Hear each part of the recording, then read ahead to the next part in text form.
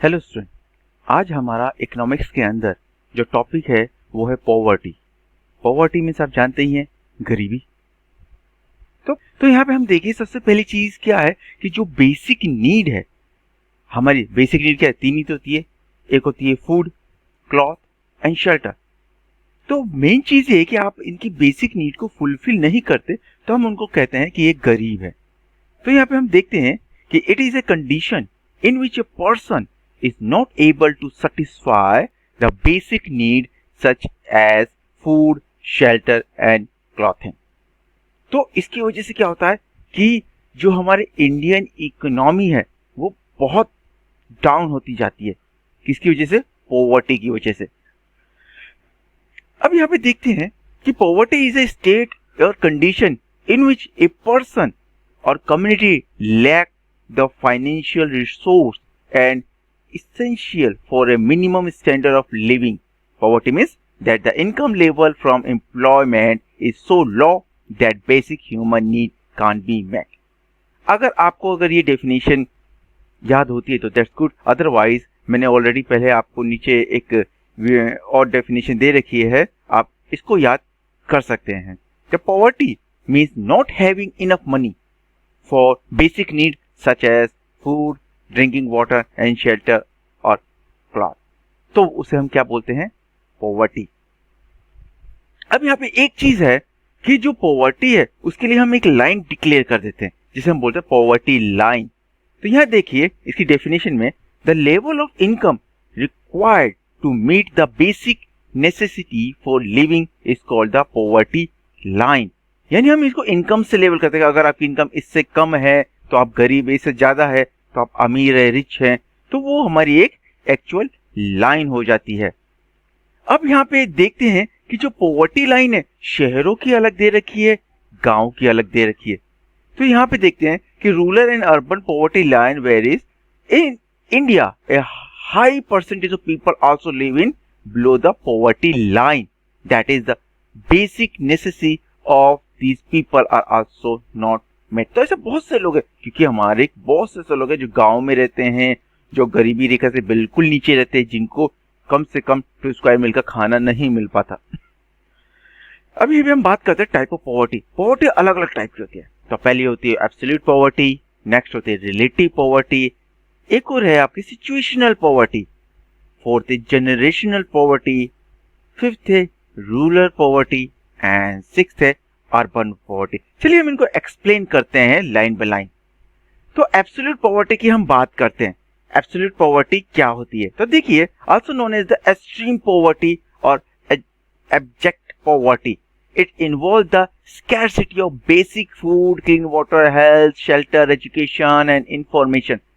Those who belong to absolute poverty tend to struggle to live and experience a lot of child death from the preventable disease like malaria, cholera, water contamination related disease। तो ऐसे बहुत से, यानी पूरी की पूरी society उसके अंदर क्या होती है, वो गरीब होते हैं, उनका कोई भी बेसिक नीड फुलफिल नहीं होता, ना दवाइयाँ होती है, ना हाउस होती है, बहुत सारी चीजें होती हैं।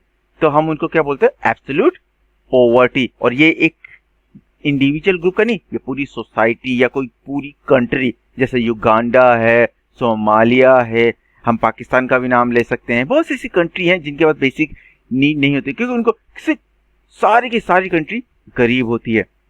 अब हम रिलेटिव पॉवर्टी की बात करते हैं। रिलेटिव पॉवर्टी का अगर हम कहा जाए तो relative poverty is the major based on the low income in comparison to the rest of the society. यानी पूरी सोसाइटी नहीं, कुछ सोसाइटी के जो लोग कम कमाते हैं तो उसे हम क्या बोलते हैं? Relative poverty.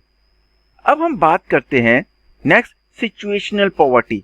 सिचुएशनल पॉवर्टी आप जानती हैं, यानी कोई अमीर है और सिचुएशन के हिसाब से वो गरीब हो जाता है। कैसे? शायद वो अर्थक्वेक आ जाए, फ्लड आ जाए, सुनामी आ जाए, कुछ भी आ जाए, तो सिचुएशन ऐसे बदल जाती है कि कभी कोई अमीर होता है तो बाद में वो गरीब हो जाता है, तो उसे हम सिचुएशनल पॉवर्टी कहते हैं। नेक्स्ट है जनरेशनल पॉवर्टी। आप जानते हैं जनरेशनल पॉवर्टी का मतलब ये है कि कोई फैमिली या इंडिविजुअल पर्सन जो गरीब है तो अपने बच्चों को बेसिक नीड फुलफिल नहीं करा पाता, तो वो भी गरीब होते हैं। तो इसके अंदर फैमिली अगर गरीब है तो कई दिखाते हैं कि बच्चे अमीर हो जाते हैं बाद में हार्ड वर्क करते हुए, लेकिन वो उनके लिए होता है जो बेसिक फैसिलिटी एजुकेशन मिलती है। लेकिन कई ऐसे होते हैं जो अपने बच्चों को सारी फैसिलिटी नहीं प्रोवाइड करा पाते, 2 स्क्वायर मील भी नहीं देते, तो वो अच्छी हेल्थ, अच्छी एजुकेशन कैसे देंगे? तो जनरेशन पॉवर्टी वो होती है जो एक जनरेशन से दूसरी जनरेशन शिफ्ट होती है। नेक्स्ट है गांव की पॉवर्टी, यानी poverty in rural India. The economy of rural India also entirely depend upon agriculture. The productivity through agriculture depend upon proper seasonal monsoon. तो ये आप जानते हैं कि यहाँ के गांव के लोग इतने अमीर नहीं होते, क्योंकि जो वो ग्रो करते हैं या कहीं एग्रीकल्चर में वर्क करते हैं और उनको उतनी इनकम नहीं हो पाती, क्योंकि अगर उन्होंने फार्मिंग की, कभी मॉनसून बिगड़ जाता है, कभी फ्लड आ जाता है, तो उनसे पूरे फसल चौपट हो जाती है। तो जिसकी वजह से वो क्या है, गांव के लोग गरीब हो जाते हैं, क्योंकि वो बेसिक अपनी नीड को फुलफिल, क्योंकि उनके पास मकान पक्के तो होते नहीं है, ना उनकी मशीनरी होती, हाई टेक्नोलॉजी होती नहीं है जिससे वो फार्मिंग कर सके।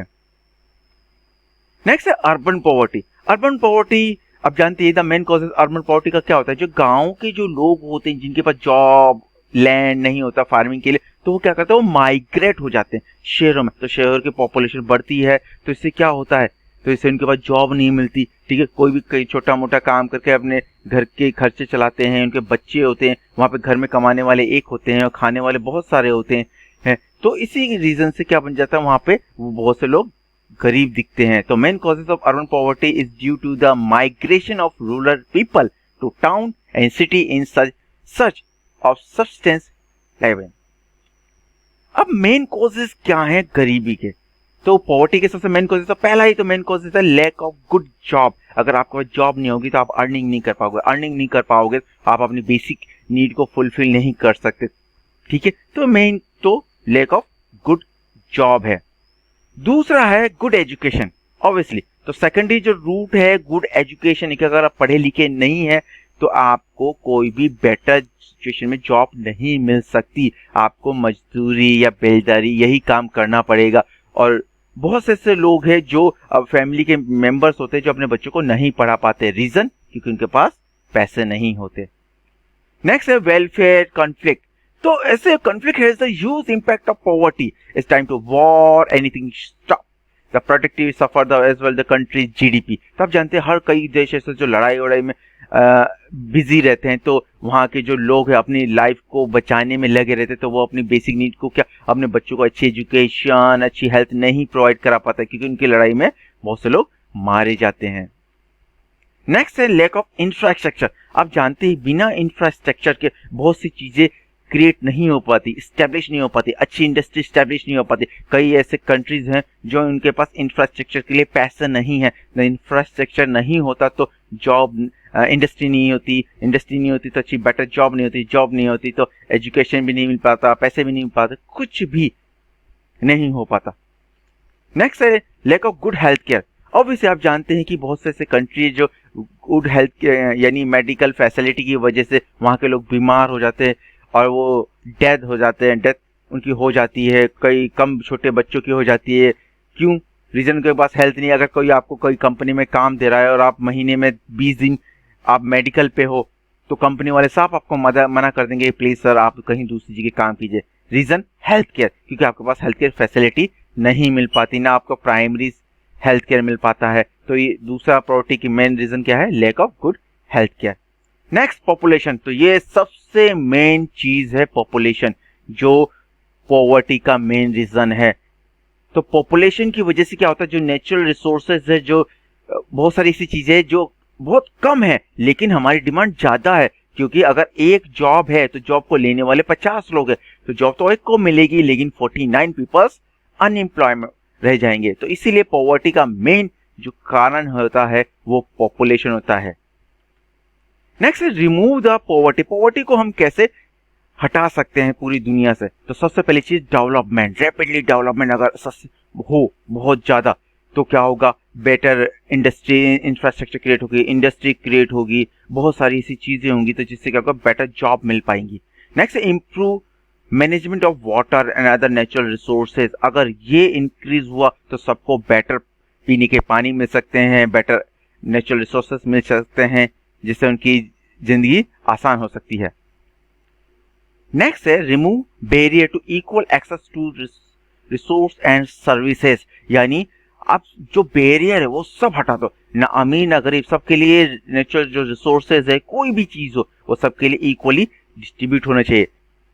नेक्स्ट है आपका provide access to technology and innovation, और हमें कम से कम अफोर्डेबल एनर्जी और बहुत से ऐसी चीज़ों का इनोवेशन करना चाहिए कि जिससे अब गाँव में शहरों में हर एक चीज़ उनको प्रोवाइड हो, सबसे ज़्यादा energy resources. Next create and improve access the job and income and development entrepreneurship talent, यानी आप जो भी जॉब है ज़्यादा से ज़्यादा क्रिएट करने की कोशिश करें, जिससे जो शहरों के या गाँव के लोगों को आसानी से उनको जॉब मिल सके। Providing all people with the access, तो यानी जितने भी लोग हैं उनको बेटर एजुकेशन मिल सके, हेल्थ मिल सके, एडिक्वेट फूड मिल सके, सैनिटाइजेशन मिल सके, घर मिल सके और पीने का साफ पानी। अब हम बात करते हैं anti poverty program in India. तो इंडिया के अंदर बहुत से ऐसे गरीबों से मुक्त करने के लिए या गरीबी हटाने के लिए बहुत से गवर्नमेंट ने प्रोग्राम चलाए। तो एंटी पॉवर्टी प्रोग्राम इंडिया, तो हम फर्स्ट की बात करते हैं national rural employment guarantee act 2005। इसको इम्प्लीमेंट करके मनरेगा भी क्रिएट किया गया है। तो नेशनल रूरल गारंटी एक्ट के अंदर क्या होता है कि किसी भी फैमिली में से एक पर्सन को 100 डेज का एम्प्लॉयमेंट दिया जाता है, 100 दिन का। उसके बाद हम दूसरे यानी 1/3 of the job are reserve the women, और इसमें कम से 1/3 जो 1/3 जो जॉब है वो औरतों के लिए रिजर्व किया जाता है। अब national food for work program, इसके अंदर क्या, इसका लॉन्च 2004 में किया गया था और उसका मेन एम था कि जो पुअर पीपल है who were the need to wages employment and desire to do manual unskilled work, जो उनके पास अनस्किल्ड यानी काम नहीं आता उनको किसी भी तरीके का, तो उनको क्या करता था, food grain are provide free of cost to the state, और उस स्टेट में उनको फ्री ऑफ कॉस्ट खाना प्रोवाइड कराया जाता था।